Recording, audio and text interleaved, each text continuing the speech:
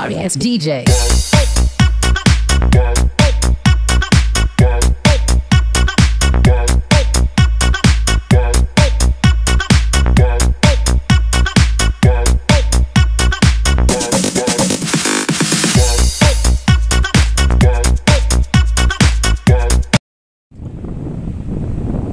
Hi guys, welcome back. Okay, kita nyo yan, oh. Dito pa rin tayo sa Eagle Ridge, ha? Okay, General Trias, Cavite. Okay, ayan po, Eagle Ridge, no? May binibenta ulit tayo ditong lote. Nasa likod lang nitong pinaka natin yung mark, yung pinaka marker ng Eagle Ridge, no? Okay, so tignan natin. Ayan po yung ito po ang pinaka main road, yung South Boulevard. Okay, tignan natin yan. Okay, so may crossing po dito, no?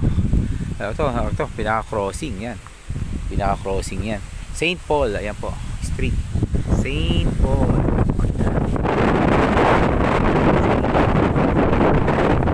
Wala kasyang hangin, medyo madidinig nyo yan sa ating sa monitor natin, pero pasensya, harang ng hangin, ano?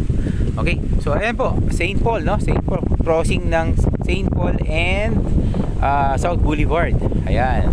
Okay, mas may magandang bahay dito, guys. Ayan. May magandang bahay dito, diba? Ganda, no? Isa yan dito sa mga mansyon na dito sa Eagle Ridge, no? Along the main road ng South Boulevard. So may binibenta tayo, guys. Ito lang. Ito, ayan siya, oh. Yung likod nito, ito siya. Okay. So ito yung going to Gate 4. Palabas yan. Pwede yan, lumabas ka ng Amadeo. Ito rin naman, going to main clubhouse, DAI, yung main DAI clubhouse, at saka going to Gate 3 ng Amadeo rin. Okay, so ang binibenta natin dito, guys, ito 437 square meters. Ang number ng lot niya ay 57, 100, block 106. Okay, block 106 ang block na to. Etong binibenta natin, ito parang ang ganda, along the main road, no? Parang ganun, yan. Parang ganun yung. Yan. Okay, basta yung bahay na yan, guys. Ayan, oh. Yan yung bahay na yan. Ano rin yan, 106, block 106. Etong binibenta natin na to, guys. 437 square meters. Ang halaga nito, 8,500 lang per square meter. Ang kalakaran dito, nasa 14 to 17 per square meter na. So, ang laki ng menos nyo rito kung ito makukuha nyo. At nasa main road pa kayo ng South Boulevard. Ayan. Murang-mura, 8.5 lang. So, lumalabas. Times natin sa 437 square meters.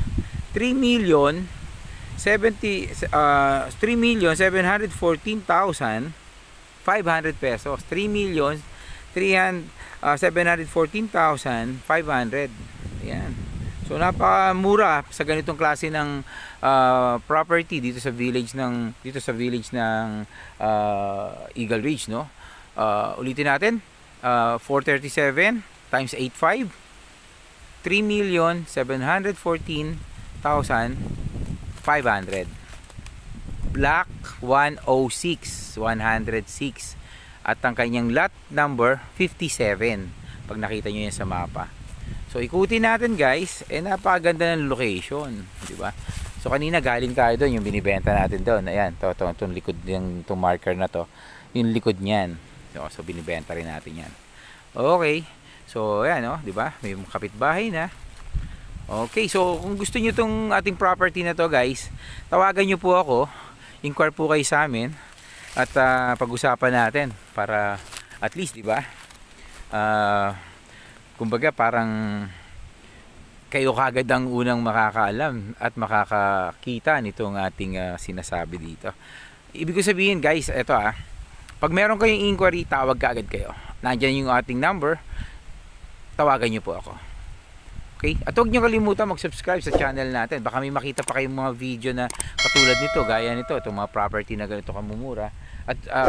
At baka doon, yun na yung makuha yung property. Kaya mag-subscribe po kayo sa channel natin at i-click nyo na rin yung notification bell para nano-notify pa po kayo sa mga bago pa nating video na ipapakita. Okay? Sana naibigan nyo po itong pinakita ko. Marami pong salamat sa panonood nyo ulit. Hanggang sa muli po. Bye!